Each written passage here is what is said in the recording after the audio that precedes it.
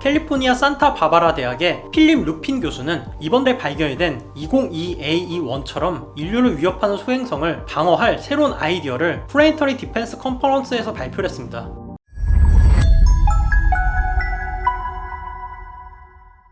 올해 초 스페인의 칼라 알토 슈미트 망원경은 다소 충격적인 천체를 발견해서 천문학계를 긴장하게 했습니다.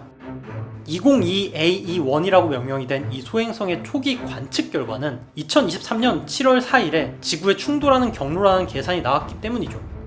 천문학자 마르코 미켈리는 지금까지 관측한 천체 중에서 이렇게나 위험한 천체는 본 적이 없다고 얘기를 했습니다.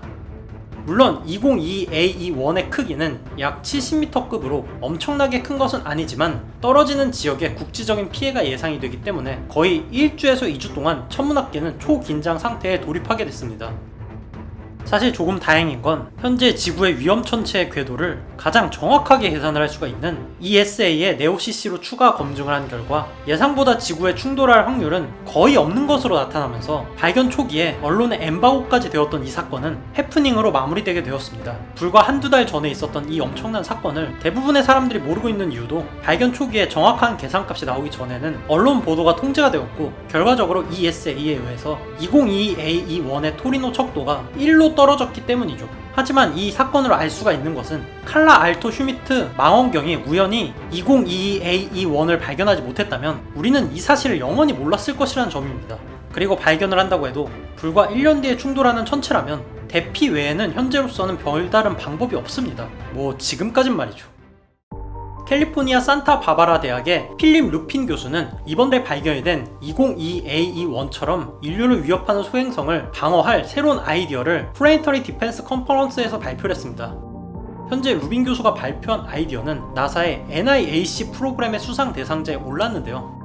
NIAC는 미래의 나사의 임무를 변화시킬 수가 있는 환상적인 아이디어를 지원하기 위해 만들어진 프로그램으로 그만큼 루빈 교수의 아이디어가 획기적이라는 것이죠.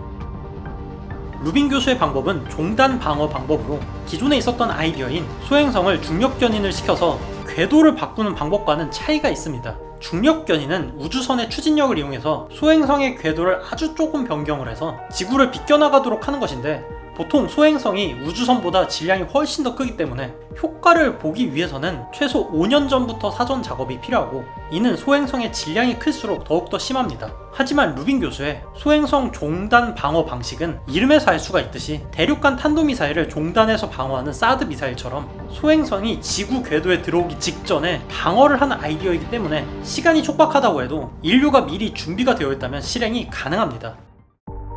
루빈 교수의 아이디어는 소행성 관통 충돌체를 우주기지에서 발사해서 소행성을 최대 15m급 이하의 조각들로 파괴를 시키는 방법입니다. 기존에도 생각했던 방법인 것처럼 보이지만 기존 미사일 요격 방식은 수백 미터급 소행성을 파괴하면 대부분 너무나도 큰 조각으로 파편이 생성이 돼서 오히려 지구에 더 많은 피해를 가져올 수 있다는 것이었죠. 루빈 교수는 발사체 운동에너지를 통해서 소행성을 관통하는 발사체를 설계하고 이 관통체의 폭약이 소행성 내부에서 폭발하면 소행성의 전체 구조가 지구 대기 상층부에 도달하기 전에 최대 15m급 이하의 파편으로 갈라진다는 것입니다. 소행성 중심까지 들어가는 우주판 벙커버스터인 셈인데 소행성과의 큰 상대 속도, 그러니까 발사체의 빠른 운동 속도를 이용해서 일반적인 벙커버스터보다 훨씬 높은 성능인 수백 미터를 파고 들어가야 합니다.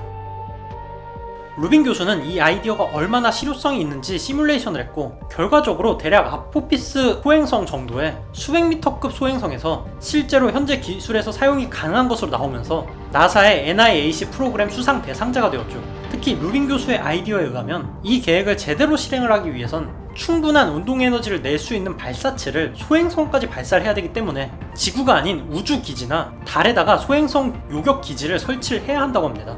아니면은 정말로 긴급한 상황에서는 스타쉽처럼 페이로드가 큰 로켓을 이용하면 현재도 아포피스급의 소행성까지는 어떻게든 방어가 가능하다는 것이죠. 이 아이디어의 장점은 소행성이 충돌하기까지 시간이 짧아도 실행이 가능하다는 것입니다.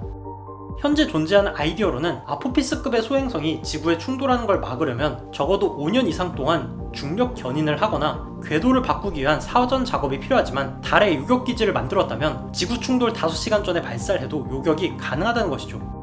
거기에다가 현재 아르테미스 프로젝트가 진행 중이기 때문에 나사에서 달에 요격기지를 만드는 아이디어도 검토가 가능합니다. 많은 사람들이 지금까지 살면서 소행성 충돌을 겪은 적도 없는데 너무 오버하는 거 아니냐라고 생각을 하지만, 많은 천문학자들은 산업혁명 이후에 커다란 충돌이 지금까지 없었던 것은 단지 우리가 운이 좋았기 때문이라고 얘기를 합니다. 실제로 소행성 충돌 사건은 꽤 자주 있었고, 고대 역사에서도 소행성 충돌로 예상되는 사건들이 종종 나오기 때문이죠. 하지만 산업시대 이후로 지금까지 운이 좋았다고 해도 앞으로도 운이 좋다는 보장은 없습니다.